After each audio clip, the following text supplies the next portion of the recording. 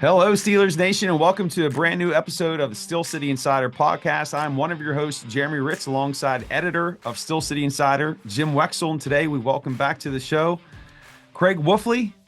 He's a standard here, and we're grateful to have him. And Wolf, cheese graters. And the Steelers 0-3 over these last three games. What's the connection? Well, I was looking at the schedule, and you go, with the Eagles, and you got the Ravens, you got the Chiefs, and it's over, 11 days and over Christmas and everything else. And I'm thinking, man, I've been talking with my brother Ronnie, who of course is the color guy for the Cardinals, and so we've been talking about it. And then I heard him describe running the ball as being like a cheese grater, and I was like, cheese grater, forget running the ball. We got a cheese grater schedule. It's the gauntlet, because you know how it is when you got a cheese grater. If you've made pizza, as we were talking about earlier, and you go one cheese thing too many on that grater surface, you're going to lose some flesh. You're going to draw some blood, and that's exactly what this thing was. It drew blood. It got some raw flesh. Some guys got nicked and everything else. And cheese grater to me is what this gauntlet was. It was all encompassing with, as far as a cheese grater, it's going to hurt like that. And that's exactly the sort of implication I was trying to draw. Wolf, didn't you name it the gauntlet to begin with? Yes. Weren't you the guy?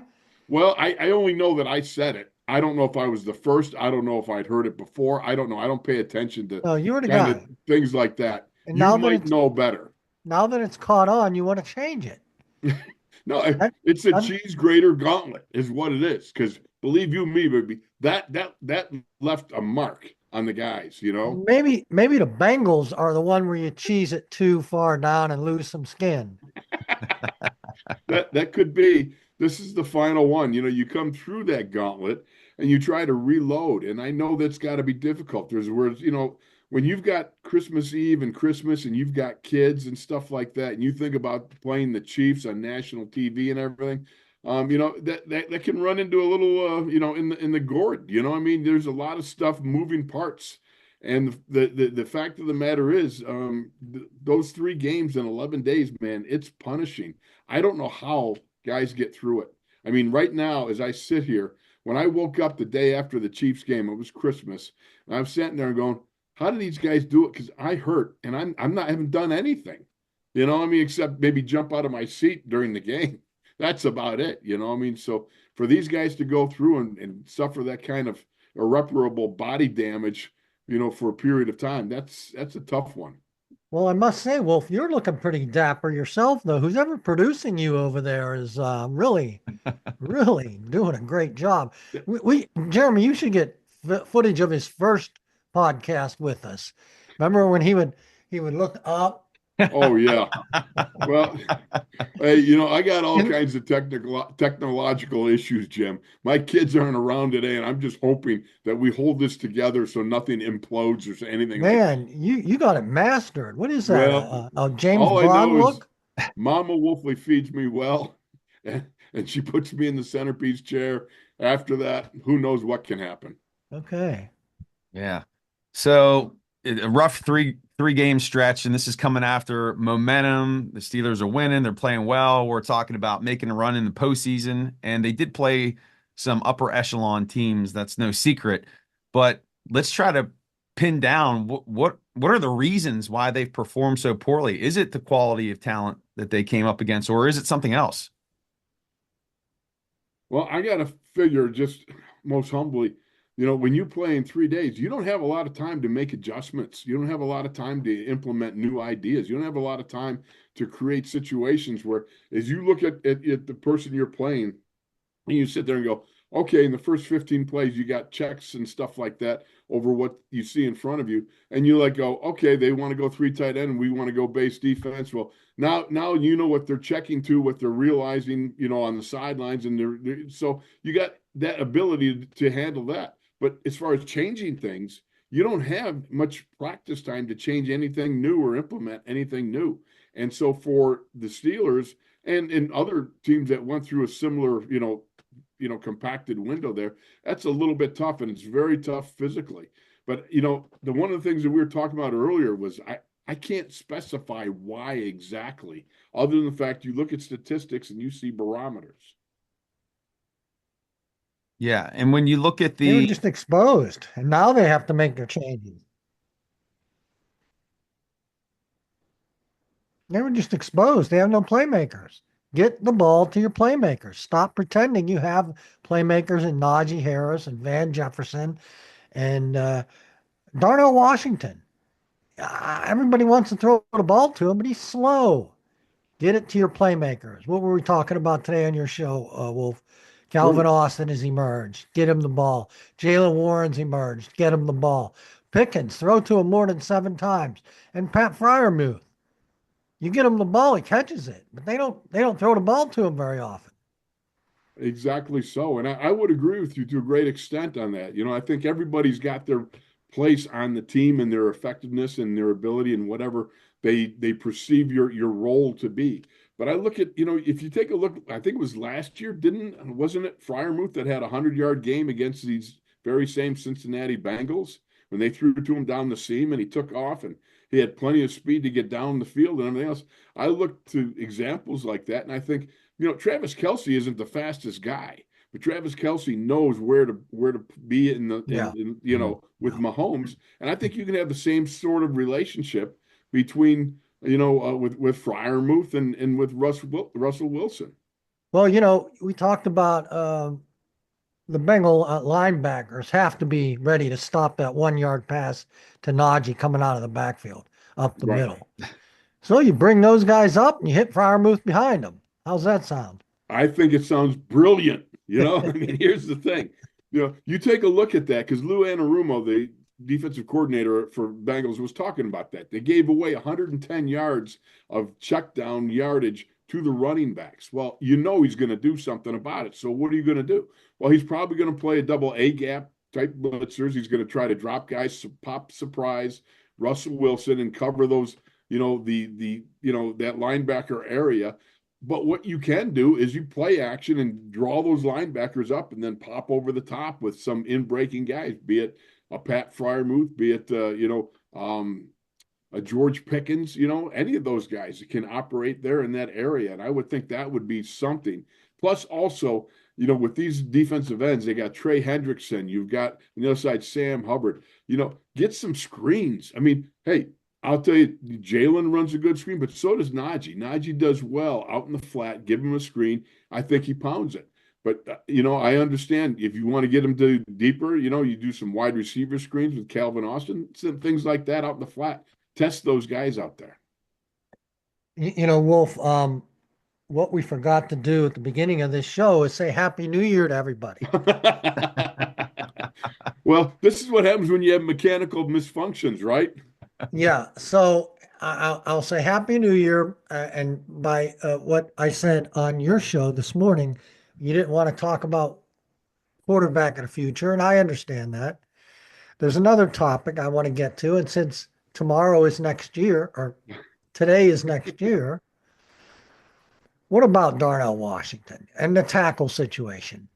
Dan Moore's going to be a free agent. Fautano's back. He prefers right tackle. He showed them that he can play right tackle. So that means Broderick Jones goes to left tackle. Broderick Jones at left tackle, a bit of a gamble, but you have to believe in him. But to back up that gamble, what about Darnell Washington being moved to tackle? Can Darnell Washington, 6'7", 6'8", 330, whatever he could get himself up to, become a tackle? For one, it would make him a lot more money. For two, is it doable, Wolf? Just let me look ahead to this next year on the New Year Day. All right. So maybe we get on the Wexel four-scope, right? And we were four-scoping out some years down the road. I don't know. Look, I know that it's happened before. The great Larry Brown, happened here. He caught a touchdown pass in the Super Bowl. Next thing you know, he's punching the lights out of guys like Mark Gastineau and Fred Cook and making guys quit rushing the passer. So I look at Darnell Washington. There is no doubt in my mind that this guy could be an excellent, if not a better than excellent offensive tackle. You watch the way he blocks at the line of scrimmage at the point of attack. besides stuffing guys in the front row of stadiums at the back end of an end zone. I mean, this guy is just powerful beyond belief. And I was watching from the Cincinnati game when they ran a little crack toss pitch to Najee Harris. And I mean, watching Darnell Washington, he got hold of Jermaine Pratt and just clubbed him out of the way. I mean, just like tossed him. And I was like going, wow, that's impressive. You don't see tight ends body tossing inside linebackers, but he body tossed him pretty effectively. There's no doubt in my mind that Darnell Washington is capable of playing offensive tackle. Now, whether he would want to, if he perceived that as a demotion rather than what it should be as a promotion, that would be entirely up to him. But certainly he's got the physical attributes that says he could be a killer there. All he would need to talk to is Alejandro Villanueva and ask him about the money difference. That's true. Alejandro's set up. He could go with Uncle Wolf here to his favorite Golden Corral. We could start the building process pretty immediately. Okay, so while he's learning the position, he can still come in at tight end. Yeah, right? Think he doesn't have to run routes. He doesn't have to do all those things that the tight ends have to do. He just got the 5-yard start, team takeoffs, that sort of thing. That all works, All right. Well, we talked about quarterback on your show, and you convinced me. That's a next, maybe a couple weeks from now topic. The other quandary is wide receiver. We got a little bit of news on that today. Jeremy, you want to? So Roman Wilson is practicing. Maybe we'll see him on the field here this Saturday and getting his opportunity. When I saw him in training camp, I was surprised at how slight he was. I thought he was bigger. And so I'm not tall. I'm sorry. Hey, Jim, I have to interrupt you. I'll never forget my first few years of playing ball, for the Steelers as a player back in the early 80s. And I'd go to the gym and inevitably, like towards the end of the season, before you get back into the weights and putting on the size and everything, guys would go, wow, I thought you were bigger. Okay. Roman Wilson was just, when I saw him, I was like you thinking, wow, he's a wiry guy. There's not a lot of mass there. But the more I saw of him and saw his ability to run routes, as fast as he was, it was exciting because I thought he might be what Calvin Austin has really helped to be able to do this year, and that's put some speed into that third wide receiver type of thing, second wide receiver, what have you, whatever you got. But you got somebody that can tear the top off of coverage. And by golly, that's exactly what they needed. You got people that are hanging all over George Pickens. Simply put, if you can have somebody that is able to threaten the back end of that secondary, you're going to create some bigger windows underneath for everybody else. So it'll be interesting to see, what type of impact he'll have on this offense. And Jim, I like how you focused on the solutions, the answers to this skid that they've been on. And we started here with the offense. Let's shift over to the defensive side of the ball. We've been hearing that it's communication issues, but what's the equivalent on defense if we're trying to get the ball into the hands of playmakers like Calvin Austin, like Crazy George? What's the equivalent of that on defense? My answer, well, Joey coming back will be huge, and he had a full practice. We're taping on New Year's Eve, so he had a full practice today. Yeah. On New Year's Day, everything changes on New Year's Day, right? Or nothing changes on New Year's Day. What did you two sing? But anyway, I like the concept of Minkah Fitzpatrick playing more slot. And those guys, they keep changing. Cam Sutton beating Bishop. Beanie shows potential. Apparently they're not fully satisfied. They keep putting Cam Sutton out there, and he doesn't look like the answer at all. So I don't know. I think they can move Minkah up there and use their other safeties. What do you think of that, Wolf? Well, all possibilities exist. The thing that I'm trying to comprehend was the communication problems.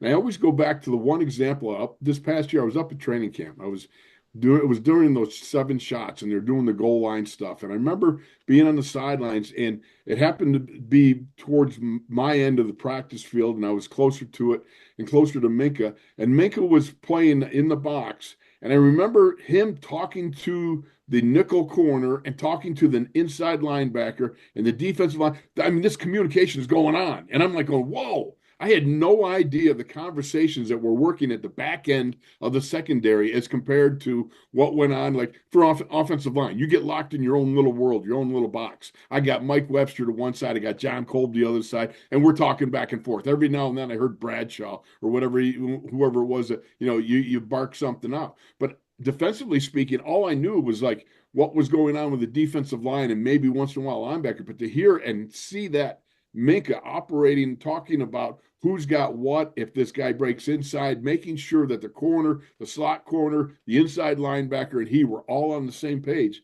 It kind of blew me away because I had not really understood the depth of the complication of communication in a small area like that. So that kind of was a new enterprise for me to understand that. Minkah is just, to me, I think he's just such a high-end, high-level guy. I think there's a lot of people that are trying to say that, oh, you know what, he doesn't bring the big bang anymore, but he brings the big bang in so many other ways by lining people up in communication. I think his value is greatly understated. It simply isn't the amount of takeaways and turnovers that he's capable of producing or has not been producing because of the fact they stay away from him. He's one of those upper echelon performers. So, would you move him to the slot? I didn't really answer what you said, huh? Would you move him to the slot? And he could play slot too. The possibilities exist there. I know he did pretty good. What's their weakness? Tight ends. It's their weakness. They're getting killed there. Well, Travis Kelce kills a lot of guys. He hurts a lot of guys. The thing that Travis Kelce's got, he's got such a high-level quarterback. When you got a quarterback that can roll out, flip an underhanded pass over the head of somebody onto, Samaje Perine, who is able to scoop it off the top of the turf. I mean, how do you defend that seriously? For a guy like Mahomes, he is really hard. You can start by putting a guy on him. Well, I'm sure there was supposed to be a guy on. And what about the guy coming out of the backfield and other guys? We got guys everywhere. I think the thing that we have to talk about is the execution. And though we don't know exactly who was responsible for I'm all for it. The greatest quote ever by any head coach, John McKay. I love that because he truly spoke from the heart. And if you go back and look at that and you listen to it, it almost wasn't like he wasn't kidding. It was such a deadpan. Yeah. It was. It was fabulous. But the point of the matter was Deshaun Elliott said virtually very much that and that, we are not executing. And a lot of people say, well, okay, you're not doing this or that. Well, no, he's telling you we're not executing. We're not communicating, and he's not going any deeper. He's not going to throw in a teammate under the bus. He better not, because you're getting dangerously close to having some type of mutinous effect in the locker room if you start pointing fingers at people. You know what I mean? So you've got to make sure that if you got a problem with somebody not doing that job, then you need to go directly to them. And the intervention of either locker room elders or a coach as a mitigating circumstance to bring it about, that's a smart thing to do. You don't want to start pointing out guys and saying. I didn't take it as they were pointing out guys. I kept going back and forth. Some guys, I felt like at first, they're pointing out some guy. Then I thought, well, maybe they're just saying it's just a guy. It's like that, that nebulous guy. Cam has said this over the years. If 10 guys are doing their job and one's not, the play's not, the play's going to get blown up. So. Yeah. Well, and I think Cam, he's exactly right in the sense you keep it general, a nameless gray face. Well, Deshaun was just pissed off, and I applaud that. It's about time somebody gets pissed off. Yeah. Yeah. I can understand that. But I think I'd like to see Minkah do less communicating and more coverage in the slot. That's my thing. Get Joey Porter back, and I get you. Poor Joey. I'm thinking, the last time you were out there with the Bengals, that was 5 PIs, 3 with T. Higgins. You've got to sit there and you got to really focus. This is about a reckoning for Joey. He needs to come back and be able to play with.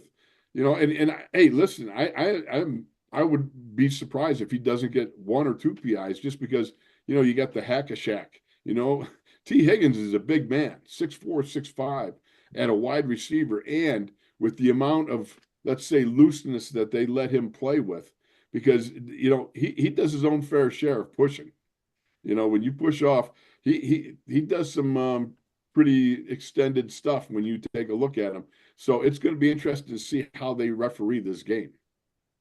So we'll have to see if that funnels its way into the game plan this Saturday, Jim. And let's just bring it all together here and match up against the Bengals at home, last regular season game. In order for them to win the North, they're going to have to win, and they need Baltimore to lose against Cleveland. More than likely, it's going to be a wild card spot here. And it looks like either Houston or Baltimore that they'll be facing.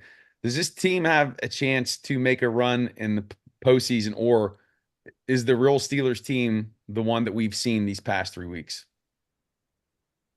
Well, when they tell you they are, you better believe them 3 times in a row. But I mean, football's football. I want to see this team do.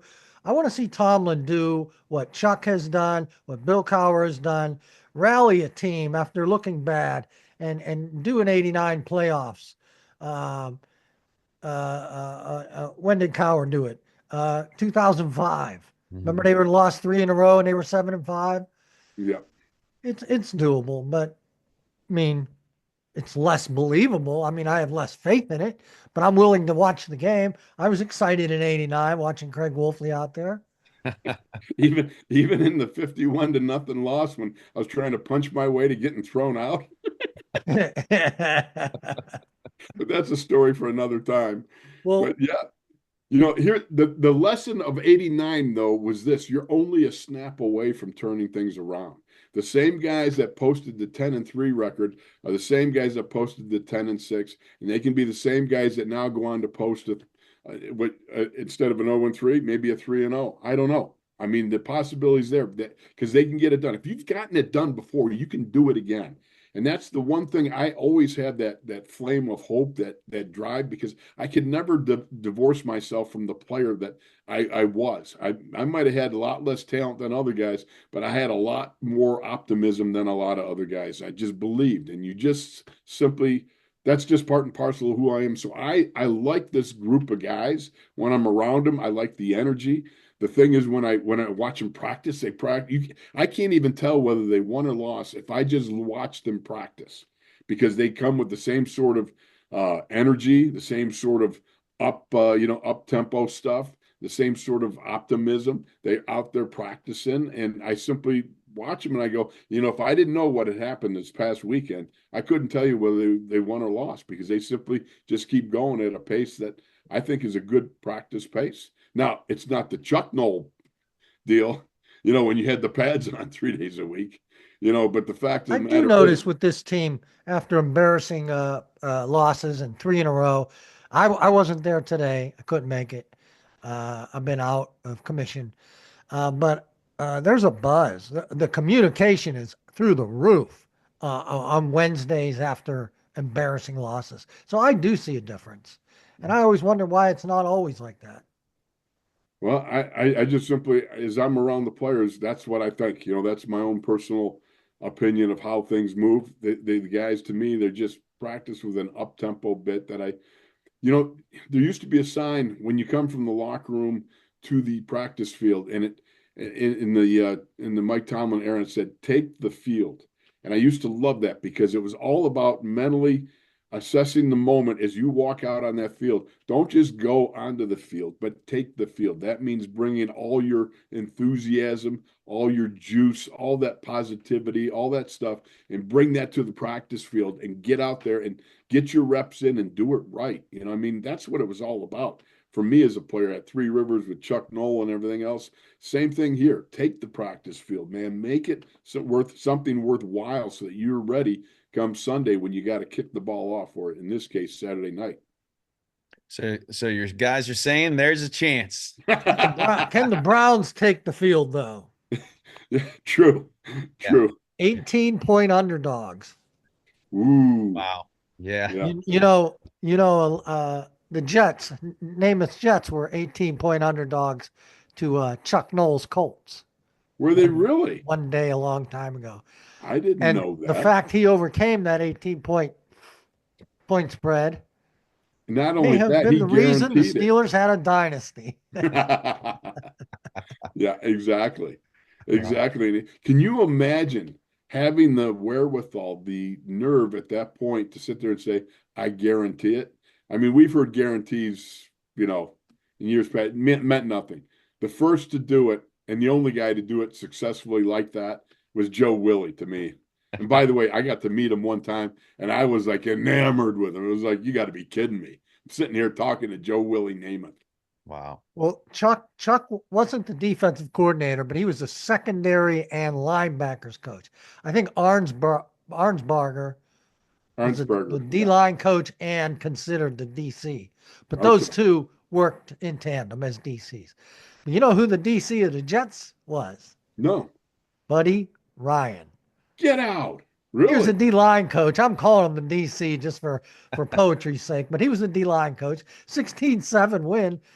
Somebody had to be doing some thinking over there. Yeah, I would think so.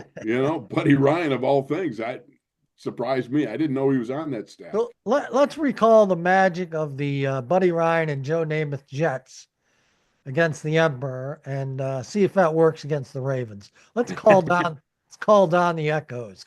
Call down the Thunder. You already brought up Tombstone once today. Call down the Thunder. There you go. Now you've called it down. Boom. And it's coming with me. Right. Well, we got two things to watch for now on Saturday. We're watching for the Thunder to be called down. We're looking for a Steelers victory, and we're also looking to see who that opponent will be in the wild card round. But that's going to do it for episode 137. Jim, anything as we wrap up here? I only got 8 books left. And funny, I said on your show, I only have 8 books left at my home, and I got 2 orders. I heard you on the Wolfley show. You were right. They got to fire Tomlin. I'm thinking, when did I say that?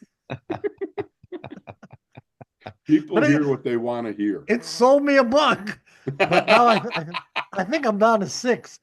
If you want the autographed kind, yeah. You get them at Barnes & Noble and Amazon. I have a lot of autographed books at Greensburg Barnes & Noble, Cranberry Barnes & Noble, and Waterfront Barnes & Noble. And folks, if I may personally say, it is one of the best books I've ever read and was able to peruse through. Seriously, and I don't do that because you're a friend, Jim, or anything like that. It is really a quintessential book that every Steelers fan, if you consider yourself a real Steelers fan, if you have a Steelers fan cave, you need this book to finish it. Let me tell you. Thanks, man. No, are you saying that just because you're mentioned 3 times in it? Think what I would have done if you'd mentioned me 4. So check that out. That is linked in the show notes. And Wolf, thank you so much for coming on, and we'll see you back here next week talking about the wild card round and hopefully another Steelers victory. Gentlemen, have a wonderful new year, and same to all of you out there in the audience. Have a great New Year. Happy New Year, everybody. See you guys. See you.